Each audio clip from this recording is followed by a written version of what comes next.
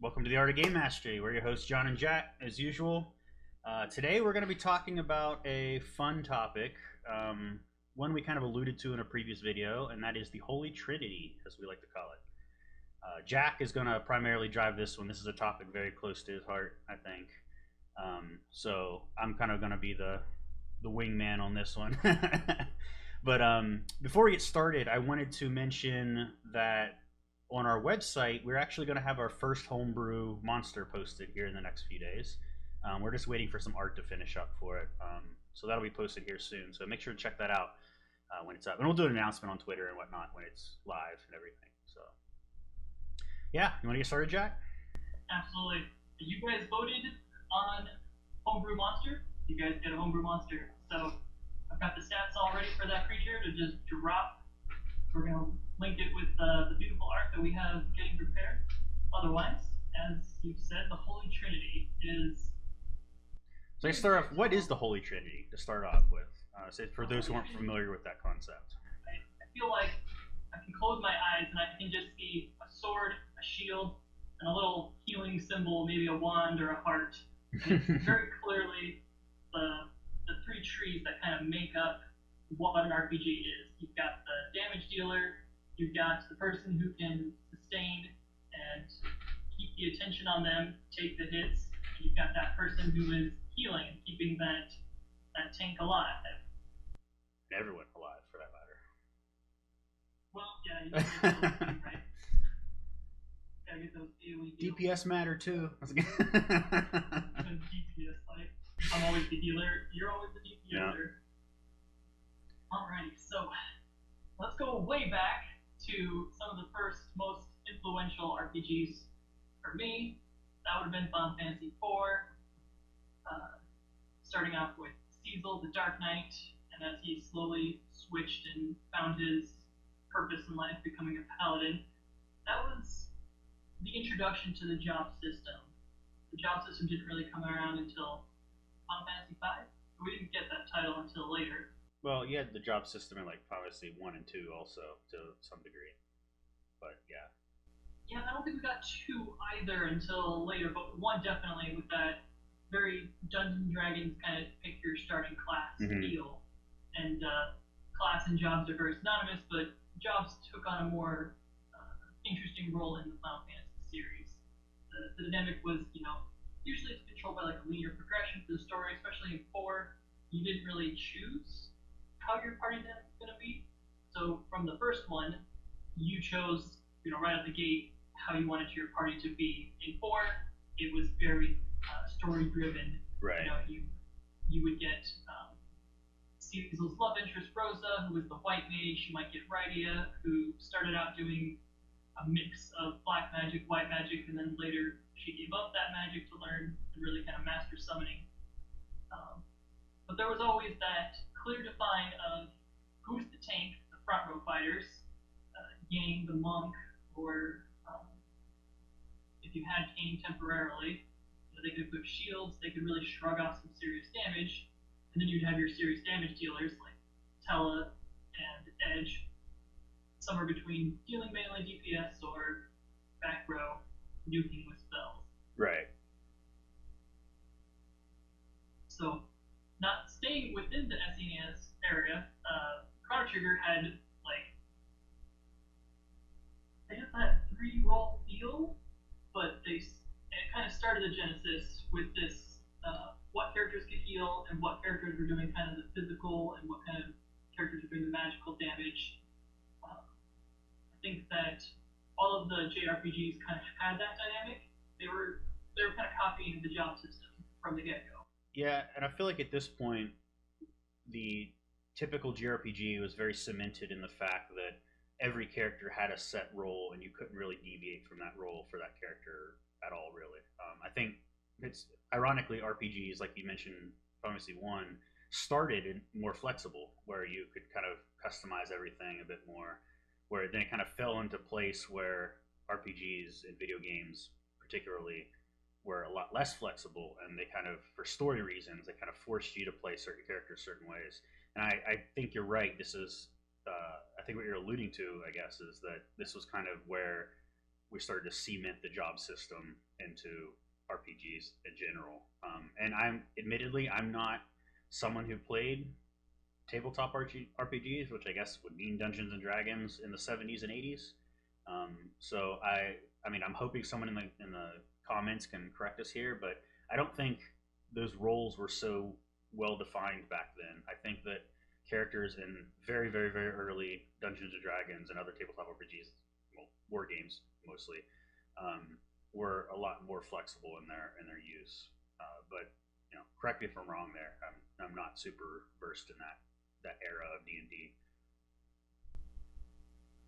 We should definitely cover, we'll add this to the list, some of the older tabletop RPGs that I had looked at in my youth, because a lot of people would see like, my family and my friend playing these kind of games, and they'd ask us, "Oh, is this like Dungeons and Dragons?" We'd be like, "No," because we had no idea what Dungeons and Dragons was at the time, because we were addicted to JRPGs. Right.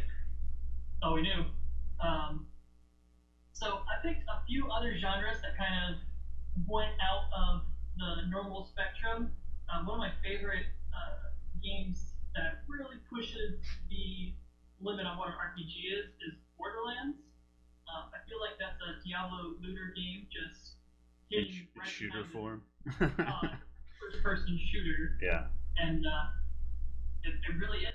And I don't think your opinion there is controversial at all. I think that's very. I think everyone would agree that's probably what that game best described as. So. And to those who don't know what Borderlands is, it's not first-person shooter. I mean, it is, but there's so much more going on for it that you're not going to get out of it's called a MOBA. Is that what Call of Duty is? No, the Call of Duty is Warzone is a battle royale, but Call of Duty is just I guess you call it an arena shooter or a first person shooter. They just call it arcade shooter. There's nothing to carry over between each of the missions. Nothing that there's no incremental success that makes it an RPG. And Borderlands, right out of the gate, as soon as you get that first skill and you go into that skills tree, you've got the red, the green, blue. Every single class has them from Borderlands 1, 2, all of the prequels, even Borderlands 3, which was a good game. I don't know, maybe it got overhyped. Did you play Borderlands 3? I never got into the Borderlands franchise, so I know I'm missing out, but I don't know. I tried playing Borderlands 1, couldn't really get into it, so a lot of this is lost on me, but I know enough about the series to know where you're coming from on it. So basically, if I explain that there's 3 trees that you can choose, and one of them is going to be your bullets do more, they do more elemental damage, or there's going to be that one where you can kind of melee when you're out of bullets, and you can take more hits, your shield respawn more, and then there's that last tree that kind of looks a little wonky at first when you look at it, and then you can start to appreciate it as you look at it, and they're like team-related abilities. Your allies get have a bigger magazine size, or they are talent trees. And what I'm describing sounds like almost all of the RPGs that are Western made these days. They all have that same 3 category for whatever class you choose, and then each one kind of has a DPS, a tank, and a support class. Right, like Dragon Age would be the penultimate example there, right? Dragon Age is a perfect segue into a dynamic game where you really control your party. My first playthrough, just doing the magic, learning how the magic system worked, and the healing. I sat in the back and I just let my guys go at it. Right, but this isn't a stream about video games, so how does this all tie into tabletop RPGs and Pathfinder and the roles that players play in these games? Well, we don't even have to talk about MMOs, but I think that's the water on top of the cement that kind of helped it all settle in. And I think going along with MMOs, a lot of, especially today, a lot of newcomers coming into games like 5e and whatever system they come into for the first time, they carry that baggage from MMOs, because pretty much everyone has played an MMO such as World of Warcraft or Guild Wars or Final Fantasy 11 or 14 or whatever, whatever their MMO choice is, Elder Scrolls Online. So the odds of the people coming into the hobby having already played these kind of games and being familiar with the concepts of those games portray are likely going to bring those ideas into their tabletop RPG experiences. We mentioned in the past people who played rogues and typical MMORPGs have very sometimes misinformed expectations of what their play style in a tabletop RPG is going to be.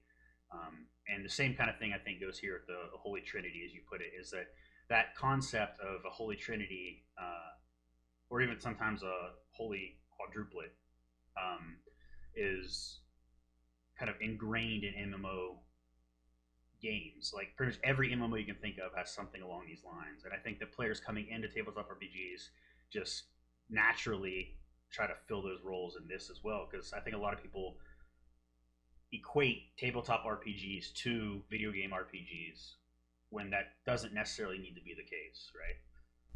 Mm-hmm. Like, I feel like you're trying to say they gravitate towards the Holy Trinity without even knowing it. yes, exactly.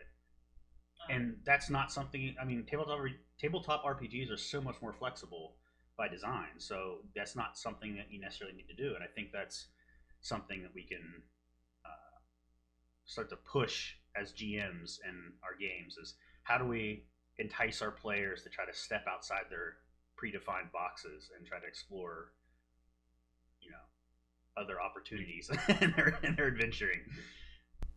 It kind of makes me think of the adage of like, life imitates art, or does art imitate life? It's the same with tabletop RPGs and video games. As most Final Fantasy was the first Final Fantasy was based off of Dungeons and Dragons, Mm-hmm. and yet nowadays video games are influencing our tabletop RPGs, fourth edition. So back to 3.5, where it kind of started. So anybody who's over the age of 40 is going to be screaming at me. The 3.5 had this compact thing, branched off with the Pathfinder, and thank God for Pathfinder. Every group needs the healer, and every group needs that person who's wearing the heavy armor, who's maxing out their constitution. But everybody really just wants to play the damage dealer. Everybody wants that powerhouse, the sorcerer with fireball that's going to do in-powered fireball, and he's not going to roll his d6s, they're just going to do maximum damage. And the sneaky rogue, you just shot those sneak attacks.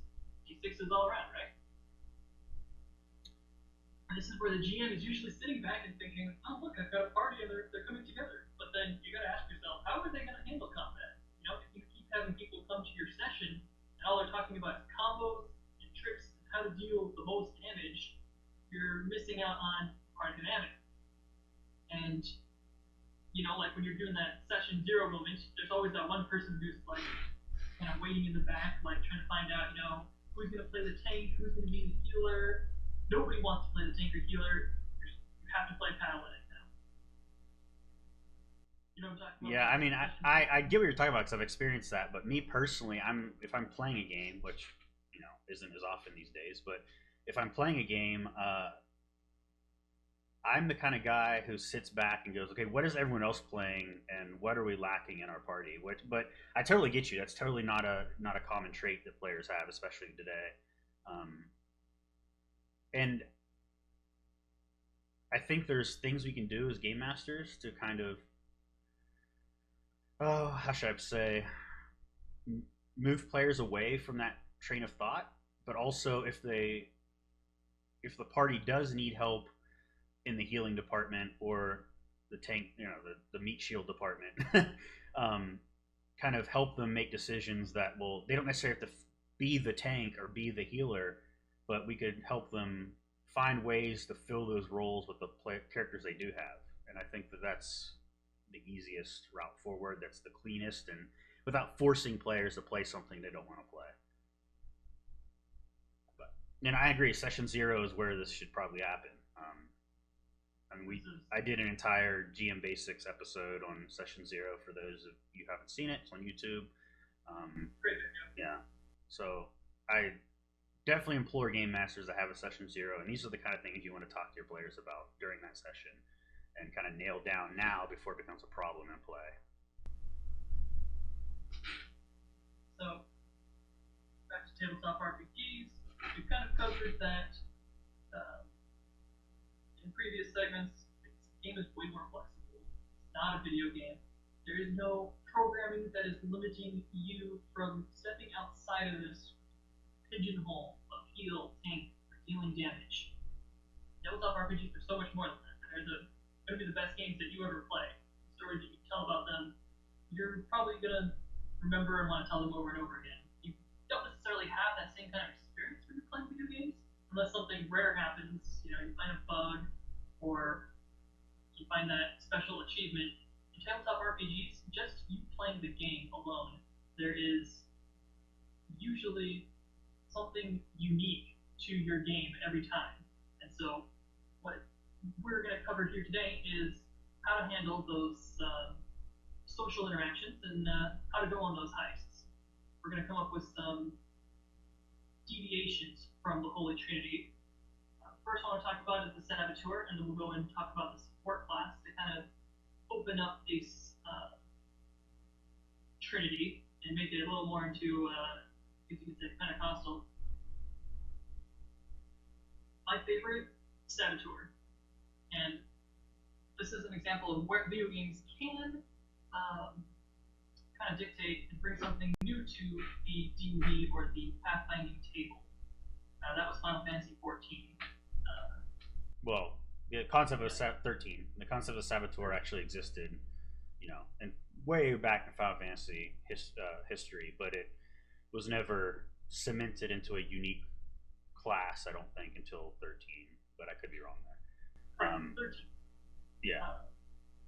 13, at first, it's a very linear game, and it looks like, Square just wanted to make a movie, and it was an interactive game. And then, eventually, you get past the very linear section, and then you find out that there is a very large branching game to it. And the Saboteur had so much meat to it, because, just having an instant death spell, that was pretty amazing.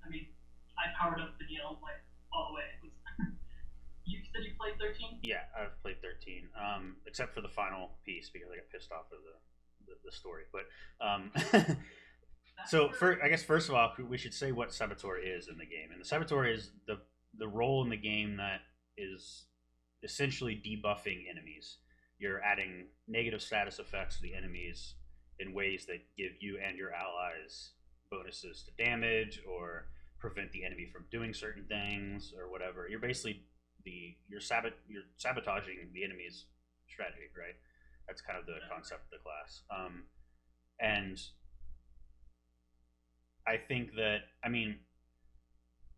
Final Fantasy 11 online, their first online thing, which actually came out for World of Warcraft, believe it or not, had similar classes that filled similar roles. For instance, the Red Mage was very much a class that specialized in what they called enfeebling magic in that game, and it could also do, it was the hybrid mage, right? It could do black magic, white magic, which is elemental magic, or holy magic. Like it did in the older edition. What was that? Did the Red Mage have a sword like it did in the older A sword? edition? Yeah. Yeah, it does. It did. It could use melee weapons. I don't think it could use ranged weapons, but it could use melee weapons, and it could use magic. But its shtick was that a lot of its traits, they called it, were geared towards enhancing their enfeebling magic. So enfeebling was a subtype of magic within both black and white magic realms that specifically enfeebled the target. So yeah, this concept of the Saboteur has been around in RPGs for a while, and I think it's something that tabletop RPGs always had, in the form of there were spells that did this kind of thing, but there's never been really a system that really catered towards having an entire class built around this specific type of character that I can think of. And Pathfinder 2e gets pretty close, I feel like. you may not be optimal, but that's fine. Like you don't. Not everyone needs to be optimal. Sometimes you just want to play a fun character, and you know, who cares if you're not dishing out the most damage you possibly can, as long as you're different. You know, as long as you're helping the party in a way that lets you get through encounters. That's all that really matters, and that's something I think is lost on a lot of players these days. Yeah, we need more players who have that mindset of we're here to have fun, we're here to enjoy the game, work with that teamwork, and Saboteur is very much a teamwork oriented role. It's not about scoring points, not about dealing the damage. So some classes, like you just said, Pathfinder 2, are ready to go out the bat and play a Saboteur role. Alchemist. Yep. Here's what I recommend. I wanted to go outside of the box since we covered so in depth about gray magic. I think that's what it was originally called in some of the older Final Fantasy editions. The poisons, well, not the damage still, but like the crowd controlling abilities that made up all the spells. Go through the spell lists. There are so many crowd control abilities that are going to make your frontline fighter's job so much easier. But straying away from that, I wanted to cover one of the newest classes that isn't available in. Not available in D&D. I don't think Swashbuckler is available. Yeah, it is. It's in 5e. It's in 5e. Yeah, it's in the Sword Coast Adventure Guide. One of the first companion books they released. Tiny one. Alright, so the Swashbuckler. That's my go-to. Easy way to fill in the Saboteur role. Start off with athletics, put some points into intimidation, diplomacy, start off your skill training. I've already covered Bon Mot as my favorite. That's going to be my first skill feat. Helping out your spellcasters get off those other abilities. Doesn't have to be a damaging ability, but because it's a will save. Being able to use Bon Mot effectively with diplomacy, that's money right there. Your Swashbuckler can just engage the enemy and from a distance, you know, before you even close in and start talking trash with Bon Mot. Yeah. Get that enemy into a rage. So Pathfinder has a great array of weapons that have awesome abilities, and it's just sitting there waiting to be tapped into. Yeah, the weapon trait system in Pathfinder 2e is really good, and when you're homebrewing, it's something to really consider. You know, you don't necessarily need to create a whole new weapon a lot of times. Just simply modifying traits on existing weapons and reflavoring the weapon is often enough to get what you want. And I think that's super flexible from a system standpoint and really well designed.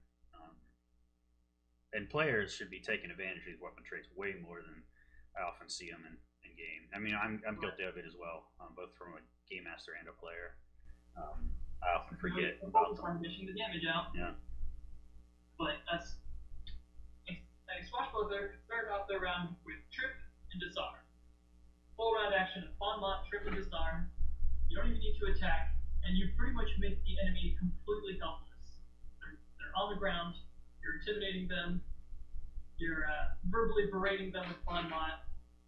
Now, when it's time for your fighter to move into position, the guy's on the ground. He's gonna get, you know, that automatic flanking. The enemy is disarmed. You just prevented the healer from, you know, unnecessary stress. Yeah, though keep in mind that in Pathfinder 2e, if you have to be careful about the combos you throw down when you're doing a saboteur or a support class, because you can not have two of the same type of bonus or penalty on the creature at a time. So like if something's giving you a -2 circumstance penalty to your target, something else can't also give it a circumstance penalty as well at the same time, which I understand from a math standpoint. That -2 is actually really big in the way Pathfinder's designed. So if they let you stack those like indefinitely, you could really break the math really quickly. But it does have to make you think a little more. Like maybe instead of throwing down multiple circumstance penalties, as a saboteur, you would throw down a circumstance penalty and maybe something with a status penalty or something else. And I think that's where having I mean, we'll get to it shortly, but a support class to add the opposite on top. So you're sitting there giving penalties to the target. Your supporter is giving bonuses to you. Those, that situation is your ideal, where you've got both ends covered, and now all of a sudden you got a wider gap in the rolls that can really be beneficial and go for those crits when you want them. Yeah, that's a great way to segue into support. From Saboteur, you understand that your job is to turn the enemy backwards, put them on their head, and line them up in a way so that your damage dealers can take them out. And have a diverse portfolio for dishing out those different sabotages, such as Trip and Disarm and Bon Mot and Intimidate. They all do something different, and depending on the turn order or what type of enemy you're facing, one of those might take precedence. You're fighting a knight with a very deadly sword that can cut through, any tangible matter. Okay, well, disarm is going to be your go-to, right?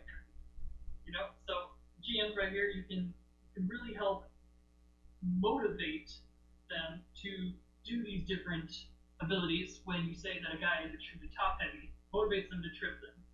You say that the weapon that they have is extremely deadly, motivates them to disarm. And as far as motivation goes, headed to support, I guess, is that it's not healing. Support is not healing. If anything, support is what you do before you need to heal. If you support properly, maybe you won't even need to heal. I'm not saying don't choose healing spells.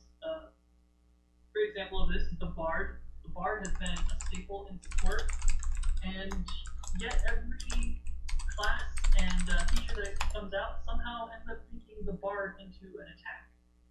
I don't know. I'm looking at you, Sword College. Or they try to make the Bard be a skill monkey and try to imitate the rogue, or that other cliche that, So, one of my first bards I ever made was an orc battle drummer. I based him off of, I guess, Warcraft, not WoW. Runs around on a Kodo, which is a big lizard, and you hear the sound, the drums of war. You're not going to be using stealth. The goal is to kind of really buff your party with things like magic armor, magic weapons. Those are easy spells you can get at level 1. Especially when you're starting off at level 1, before you hit that first part of your game where you're going to be moving into new weapons for Pathfinder, or if you're getting magic weapons in other editions that you're playing. Magic weapon or magic armor is a staple in all of those games. I don't see them being used properly. And what I mean by using properly is that I see everybody using it on themselves and not anybody else. Yeah. What is up with that? Yeah, I mean,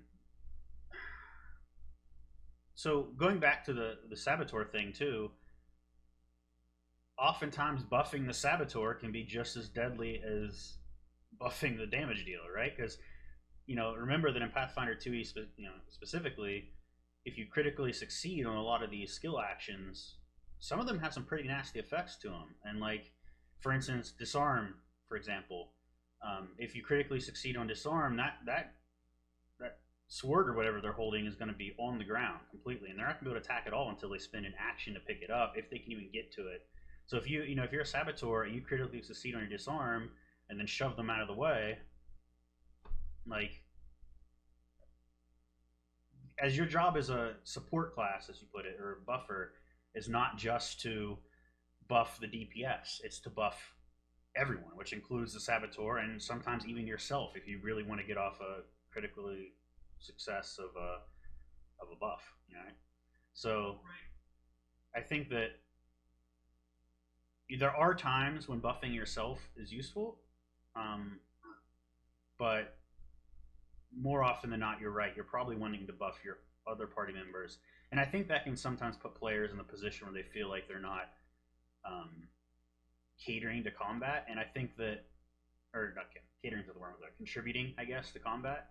But really, I'd argue that they're probably contributing the most to combat in those situations, because oftentimes those buffs are what really make and break or even debuffs, or make them break the combat itself. Like you can have a really deadly encounter where the odds of you even hitting are pretty low, but if you have someone buffing and someone debuffing, then all of a sudden you kind of even the playing field a bit. And I don't think players take that into consideration when they're looking back at encounters they've played.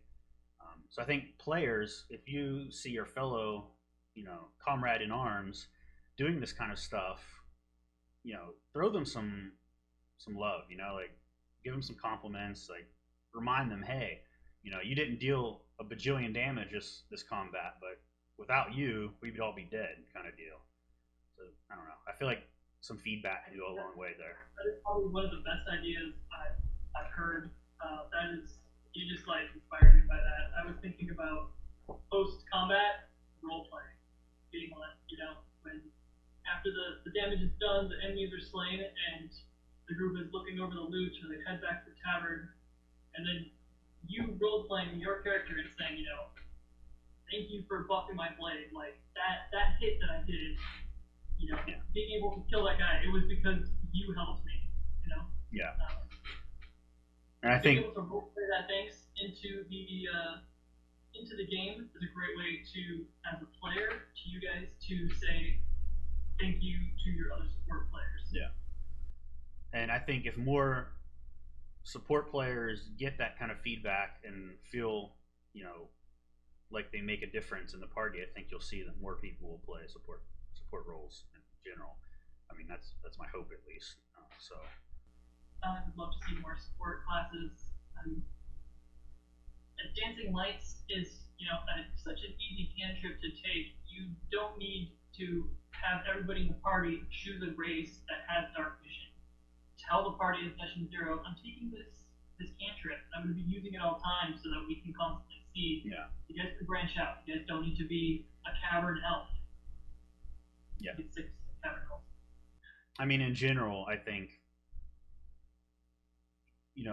you don't have to fill stereotypes, and like we all have this idea of what a tank or a healer or usually it's tank or healer are in an RPG. And usually tanks wearing the heavy armor and the sword and board, and the healers using a staff, or maybe they're a cleric, a war cleric, and they're also wielding a melee weapon or something.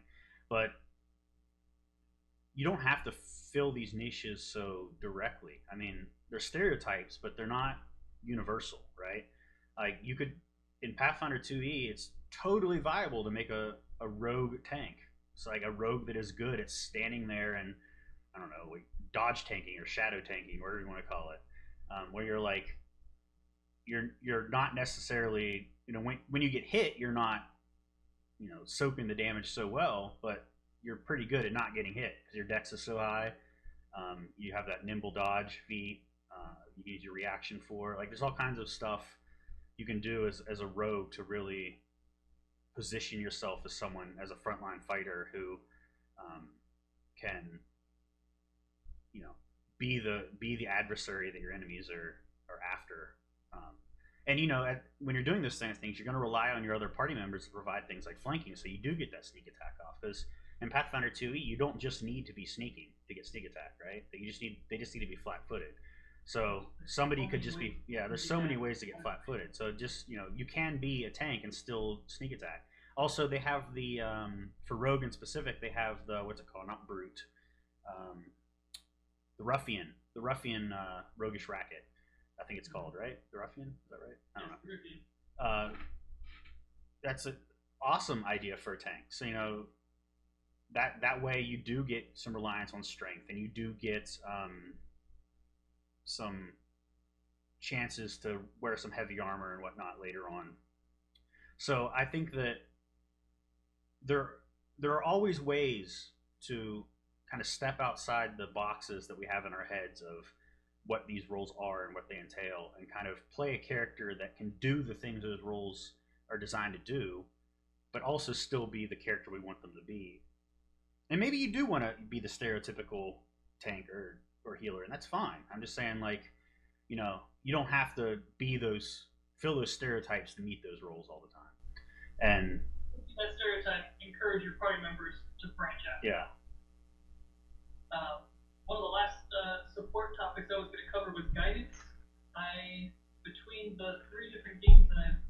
in Pathfinder, and the other two that I've been in, haven't seen anyone else using guidance. So I don't know if anybody else has anything to say on that. Well, chat I don't typically play casters, so I certainly haven't been one to do it. Because that +1 to the roll before they make their skill check. Totally. I cannot stress that enough. That is just. Yeah, I mean, other than you, I don't think I've seen too many people use it in Pathfinder 2 games either. So I think there is something to say about that. It was in 5th edition, yeah. Yeah, guidance is totally a thing. In fact, in 5th edition, I see it used all the time. You know, when I used to play 5e a lot, I feel like everybody who could take guidance took it, and it was used a lot. So it's kind of surprising that I don't see it used so much in Pathfinder 2e. But so the breakdown of the uses for it, when your rogue is going to go off and sneak and do something, you give them your blessing. A little bit of guidance. Say, hey, bro, go get that stealth. You know? There are different things that are going to happen in the game that aren't combat oriented. When you have a master crafter in your group who's an alchemist and is trying to make some new gear, toss him some guidance. Yeah, totally. You want to fail by that 1 point. And the GM likely is going to be so impressed. I'm usually impressed by teamwork that I can't say no. I can't let something fail when everybody works so hard together.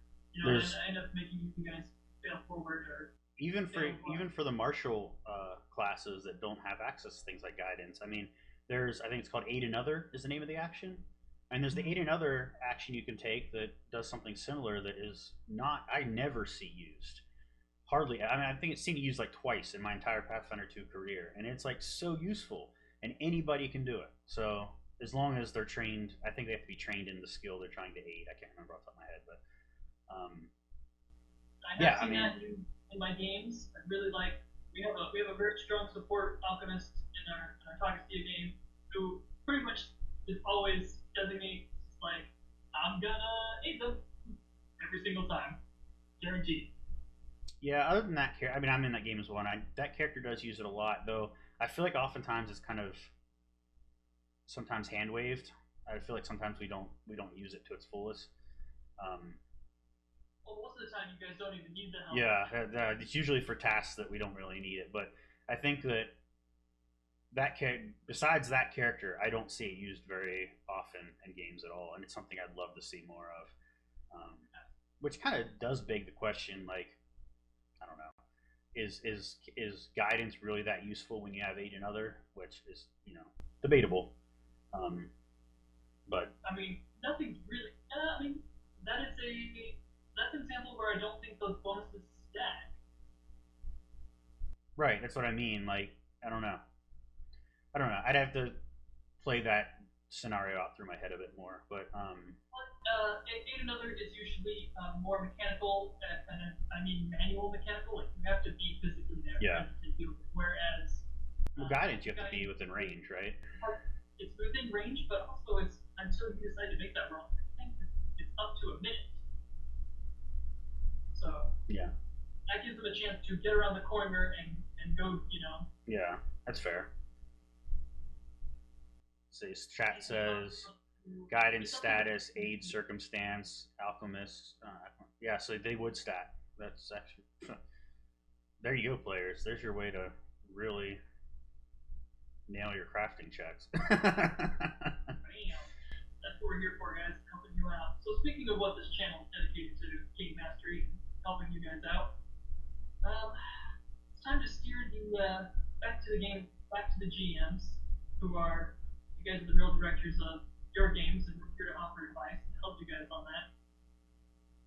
So here's some things that some icebergs that you want to steer away from that players might get hung up on.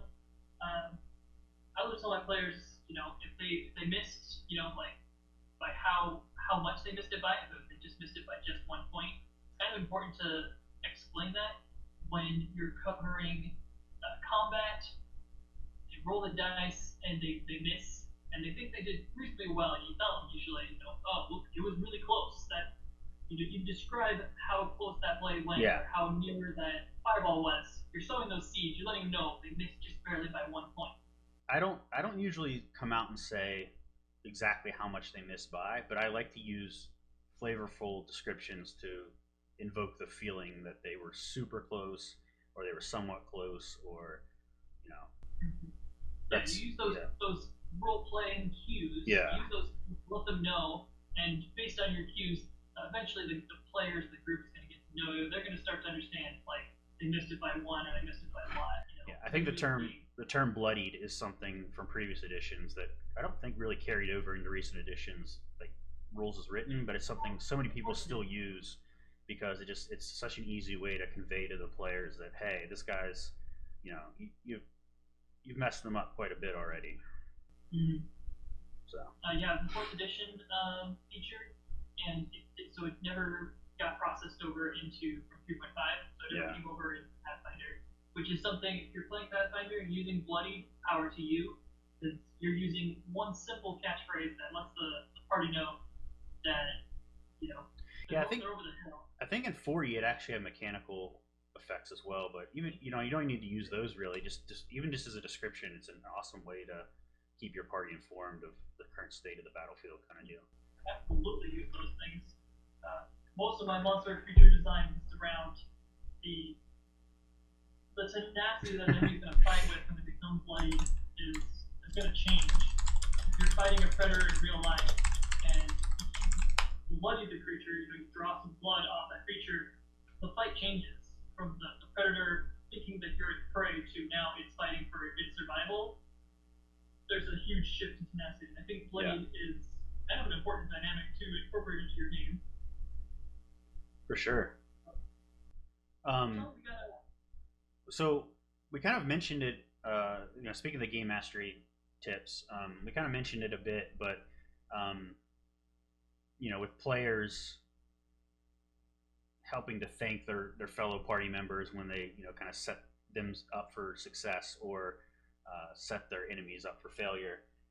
But the game master can go a long way too in encouraging specific you know play styles, I guess. Like if you have a player who uh, really wants really is lacking in the damage department based on their current build choices, it might maybe sit down and have a conversation with them and say, hey, you may not be doing the most damage.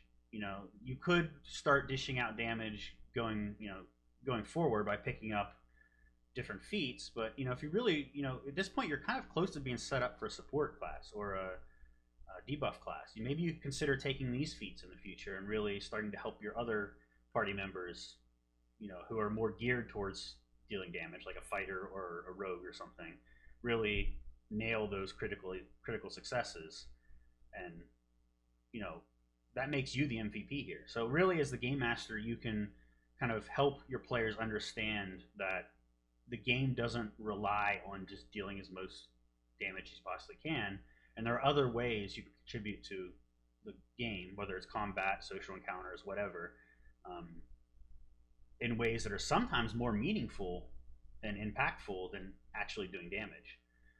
So I think having those conversations with your players is something you should be doing regularly, not just in session zero, but as the game goes on. Because I know as a game master, I often have sessions where at the end I'm like, oh, this I can tell this player wasn't super happy with their own performance at the end of the session, and you kind of feel bad. You're like, oh, what do I do about this? And I think the best thing you can do is sit down and have a talk with them. Be like, hey, are you happy with the direction your character is going? I noticed you weren't super enthused with this recent encounter, the way you performed. Let's talk about this. Do you want to keep going this direction? There are other directions you could go. And maybe you might also even let them, if they do decide, say, hey, you know what, I'm not really feeling the way I built this character. Maybe you just say screw the retraining rules in the guide and just say, hey, let them go back a couple levels, change some feats they picked, kind of steer them in the direction that they think might be better. I'm after really what you want is everyone to be having fun. So the rules are there to, make that fun happen. But sometimes if the rules get in the way of having fun, sometimes you just hand wave them. That's a very after action report kind of method. Yeah. That is one of the solid foundations of doing good GMing. To add the other side of it, proactive. If your players aren't thinking, remind them what's in the repertoire. If your party hasn't thought beforehand, just let them know, hey, it's time to do it now. Give your party that moment to think and strategize. If they don't think or strategize, you're playing in a group full of power gamers. Yeah. This is not for you. Yeah. You should be taking in a breath of fresh air when your players come together, they make a plan, and they foil yours. Totally. And I mean, that's general GM advice, right? Like, you're not. It's not a game about one side winning or losing. It's not a game about the GM winning or losing or the players winning or losing. Like, I like to think of tabletop RPGs in general as a collaborative storytelling experience. And you're a player as the GM just as much as any of the other players are. So your fun and their fun are not mutually exclusive. And I think that, you know, talking to your players often and making sure everyone's on the same page, everyone's feeling what's going on, you know, oftentimes that may involve compromise on one side or the other. But I mean, there's nothing wrong with compromise. Like, maybe someone doesn't like something about the game, but everyone else likes it. Well, so what, you know? Just, you don't like that part of the game, but you're having fun otherwise. Who cares, right? Like, Right. nothing's perfect. And maybe, you know, as the game master, you know, you're really enthused about something and most of your players aren't. Maybe there is one or two that are. Kind of like, you know, talk with your players and see what's working, what's not. And that it goes both directions, I think. The GM should be just as able to say, I noticed you guys are doing this. You know, it's not something I'm super happy with. Is there something we can do to kind of meet in the middle here, so that, you know, we're all kind of enjoying the experience? And that's not something unique to the Holy Trinity by any means. It's like that's just general game mastery, Right. You know, 101 tips. So advice for like support for breaking the Trinity. I like to see my players passing potions around. I try to reward that behavior. Something simple you can do to reward them is if they have a buff, remind them. Yeah. And not everybody has multitasking prowess of a GM, so don't make it something that's conditional for the party to remember. Tell your players, hey, your optimist, they give you a potion to hold on to, didn't they? Especially say that when they're thinking about doing death saves, when they're thinking about, or they start talking about, you know, using their hero points, like, hey, didn't you get a potion? And after they take a swig of that potion, remind your players, hey, don't forget to thank your alchemist. Yeah. You know, you got to reward the support class. Totally. Make sure you're finding new recipes. And if you're wondering what kind of recipes, it's the ones that buff the party. Or debuff the target. Hey, that's what you reward your saboteur with, right? And you should be foreshadowing what you want your players to plan for. Yeah. So something I like to do is, especially because Pathfinder 2 is so much more of a mobile game than some other editions, and some other systems, I like to put things in the combat area, maybe a potion sitting on a table or something. So that's something, because someone can run over, grab, like do a quick, you know, use one of their actions to do like a recall knowledge or whatever to figure out what it is, and note to the GM, try to make it something useful. And you know, then they have something to use, and maybe you know, you mentioned the handing potions to other players. You know, that might require breaking off from the enemy and running over to one of your, you know, peers and handing it to them. But that's fine. I mean, you still got two more actions, or just one more action after the interact. But you know, there's the game's mobile for a reason. So don't think, but the GM doesn't have to. You know, this goes just enough for the GM too. Is the GM can make their enemies more mobile to kind of encourage their players to be more mobile, and then the players can use their mobility to do more creative things in combat than just running up to the enemy attacking, etc. So I think the GM putting stuff in the environment, you know, making their enemies be more tactical and strategic and mobile themselves, those two things combined can really create a really interesting combat experience for the players. Right. So like, what's in that vial on that table? It's the fire resistant potion. Yeah, that might be useful in the future, right? Especially if you're planning on hitting the group against someone that's going to be using fire. Yeah. And I mean, there's other things you can do too, like environment effects. Like maybe there's a brittle wall in the corner or something, right? And maybe you lure the enemy there and use an action to attack the wall, which then caves in and hurts the enemy. Like there's all kinds of cool things you can do when the system encourages mobility, like Pathfinder does. Yeah. So use the environment. That's something else I kind of learned from Fate is that the environment is just another plot device and another aid. It's pretty much like a party member to you. It can be. Right. You should be setting up your boss encounters differently so that sabotaging. I mean, I don't even think it needs to be just boss encounters. I think any encounter can benefit from a creative environment surrounding the encounter is going to be beneficial to everyone.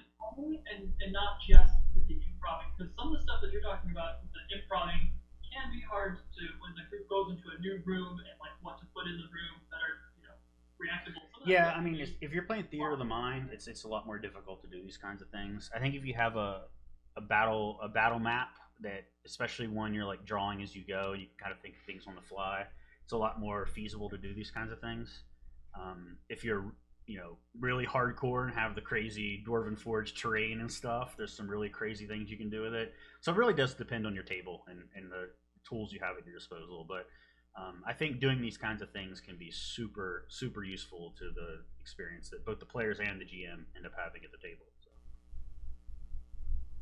So I've got, John, you want me to cover some of those ideas that I had for handling sabotage, or do you want me to cover more about how to give your rogue more options? Up to you, man. You're the one running this one, so it's whatever you think is more appropriate. I mean, we got about 5 minutes left, and I'm okay with the run over a little bit. I'm sure the chat's not too concerned with it. So. I'll try to get these 2 points down, sure. Kind of just lay down these nuggets. One of the ways to make sabotage more of a priority is you got to give your enemies more of an edge. If your enemies come in buffed, or they buff themselves during combat, that's going to be an eye-opener for your players. They might be stunned when they find out that the enemy is recovering health. And they're instantly going to be like, why is the enemy recovering health? What did they do? What do I gotta do to check it? Make your group do those checks in combat, figure out, oh, this creature is regrowing, and maybe there's something to it that check that they get is going to tell them, if you hit this creature with some fire or some poison acid, then they're not going to be able to be utilizing that regrow. Especially throw in things that they have in the repertoire that they can handle. If you saw a player take the spell, give your monsters buffs that they can dispel. And remember that rules is written. These checks, these recall knowledge checks, or however you flavor them, are actually taken action. So it can be a useful way to pace your encounters as well. Maybe you have a strong enemy that has all these buffs, but maybe his raw HP pool isn't so high, so you could kind of add some more to his attack or whatever and keep the level down. You could kind of use the requirement that players are going to inevitably have to use an action to figure out what's going on to kind of give you some extra time to get some extra damage dealt to them as well, and kind of pace the combat appropriately for their level, so they're not blowing through it and just killing your big bad in 3 turns or whatever. So if they kill the big bad in 3 turns, I'm proud of my group. Yeah. So Rogue, I hit on Rogue so much. I bully Rogue more than I bully my friend in his other channel. When you're setting up encounter GMs, set up so that it's designed so that there are avenues for your Rogue to go get. That in mind, if your Rogue is wading into combat and straight right in there, that you need to find a way to stop that immediately, because unless they're playing a melee tank role for the Rogue, but we're talking a skill monkey Rogue. So you want to put a sharpshooter up high somewhere so that only the skill monkey could access that. Well, you want to not only the skill monkey necessarily, but they're the most well positioned to do it, right? Right. You want to make it so that the Rogue, the person who's playing the skill monkey or the Rogue, isn't just wading into combat. Give them something that's more daring and interesting to do during combat, so that they feel the need that they need to get that verticality. They need to go into the air ducts if they're playing a phase game. Make them feel like they need to go down an alleyway and wrap around to ambush the enemy with a pincer attack. Uh, my recommendation has always been putting an assassin with a bow up high and on top of a roof. Yeah. And then when it's the rogue's turn, you tell them, hey, you see there are some tents, there are some stalls, some barrels that are leading up to against a wall. If you give your players any kind of descriptions to something, they're just going to eat that right out. They're like, can I climb it? Can I get up there? Yeah. The goal is to entice that rogue to not necessarily leave combat, but to disengage and show off those climbing checks, those stealth checks, so that they can get to that sharpshooter. And when they get up to that sharpshooter and they decide they're going to sneak attack, I suggest you switch straight into roleplay. They kick that sharpshooter off of their space and they fall to their death. The enemy is incapacitated. And then reward your rogue for being in that new position. And if they have a ranged weapon, maybe remind them, hey, look at you. You've got a bird's eye view. You've got a shooting gallery down there. And for sure. And your player is going to remember that. That's the thing that they're going to tell stories about. Is that not that there's some kind of tank god rogue. I mean, if that's the role they want to play, cool. But for the skill monkeys who want to be using those stealth attacks, that's the story that they're going to want to tell. Like, right. Climb up on the roof and kick that guy off. And this goes back to what I said about making your environments interesting, and right, like one of the things I loved about your Target Sega game was at one point, we needed to get into this mansion effectively, and the front door was barred, right? So there was no back entrance available because it was also blocked by the enemy. So my rogue ultimately didn't work out the way I planned, but he decided to scale the wall and go through one of the upper level doors that was available to enter with some effort. With the intention to come down and unbar the door from, sneak through the place and unbar the door from the front so the others could get in. Things like that are great. They're not necessarily combat encounters. They could be exploration based, right? Which is also another great thing you can do. But yeah, I mean, add some things for the rogue to hide behind, even on ground level, so that when they're sneaking, they have somewhere to end their sneak and not be visible when they're done. Like in your shifting stance game with the pillars, trying to run between the pillars, yeah, trying to pass those patrols. That built up a lot of tension. Yeah. And during my turn, I could tell everybody was like focused in. Are they going to be able to sneak past that position? That's because you planned that in advance. That room was. That's exactly what I'm talking about. Having an extra avenue. Yeah. Having pillars that block line of sight. Having a different avenue for the road to ambush the enemy. The goal is to not wade right in and. Right, and you're not going to be able to plan for everything. Like I guarantee your players are going to think of something that you didn't think of, but that's part of the fun of it. And the more things you have in the environment for them to play off of, is the more cool shit they can come up with and surprise you with. And that's part of the fun of being a game master, in my opinion.